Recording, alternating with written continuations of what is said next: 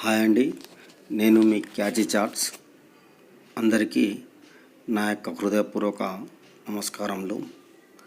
ఇక్కడ ఒక శుభవార్త అందిందని చెప్పుకోవచ్చు.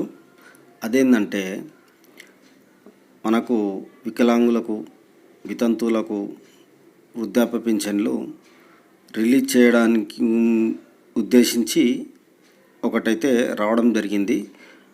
అది తెలుసుకోవడానికి ముందుగా మీరు పూర్తిగా చూడండి. ఎక్కడ స్కిప్ చేయకుండా పూర్తిగా చూడగలిగితే మీకు ఏంది అనేది క్లియర్గా అర్థమవుతుంది.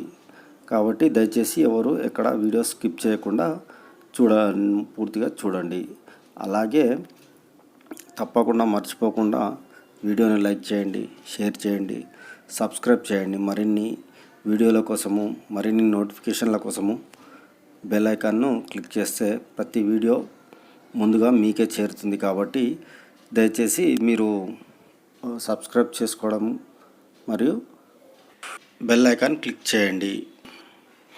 ఇక వివరాల్లోకి వెళ్తే, మనకు రావాల్సిన అనగా వితంతువులకు వృద్ధాప్య పింఛన్లు, వికలాంగులకు, బీడీ కార్మికులకు, వీరందరికీ రావాల్సిన పెన్షన్స్ ఏవైతే ఉన్నాయో వాటిని ప్రభుత్వం కొత్త పింఛన్లు 4016 రూపాయలు అయితేనేమి, 6016 రూపాయలు అయితేనేమి ఇవ్వడానికి సన్నాహాలు అయితే జరపడం జరుగుతూనే ఉంది. అయితే ఈ మార్చి నెలలో ఇస్తారా లేకపోతే ఏప్రిల్లో ఇస్తారా అనేది ప్రభుత్వం కొంచెం ఆలోచనలో పడింది. అయితే ఏంటంటే, ఇప్పుడు మనకు రావాల్సిన ఈ వికలాంగులకు కానీ, వితంతులకు కానీ వీళ్ళందరికీ 2000 ఉన్నది 4016 చేసిండ్రు కదా. అది మళ్ళీ ఇంకోటి ఏంటంటే, వికలాంగులకు కూడా 6000 చేసిరు. కాబట్టి ఈ వికలాంగులకు ఏదైతే ఉన్నదో వాళ్ళకు కొంచెం లేట్గానే రావచ్చు. ఈ మిగతాది అయితే గృహలక్ష్మి కింద కానీ, చేయూత పథకం కింద కానీ ఎవరైతే ఉన్నారో కొత్తగా అప్లై చేసుకున్న వాళ్ళకు ఈ మార్చి లేదా ఏప్రిల్ నెలలో మాత్రం ఖచ్చితంగా ఇవ్వాలని మన సీఎం రేవంత్ రెడ్డి గారు అయితే ఆదేశాలు జారీ చేసినట్టు మనకు తెలుస్తుంది.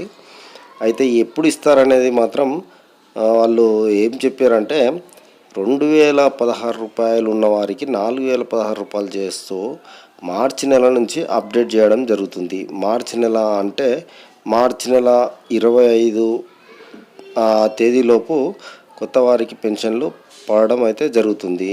ఇక పాత వారికి అయితే మామూలుగానే వికలాంగులకు కానీ, వితంతువులకు కానీ ఎవరైతే ఉన్నారో అందరికీ పాత వారికి మామూలుగానే పడుతుంది. ఇక కొత్త పెన్షన్ల వారికి మాత్రం 4016 రూపాయలు ఎవరైతే ఉన్నారో వాళ్ళకు బ్యాంక్ అకౌంట్లో, బ్యాంక్ ఖాతాలో కానీ లేదా పోస్ట్ ఆఫీస్లో కానీ జమ చేయడము లేదా వారికి డైరెక్ట్గా ఇవ్వడం మాత్రం జరుగుతుంది.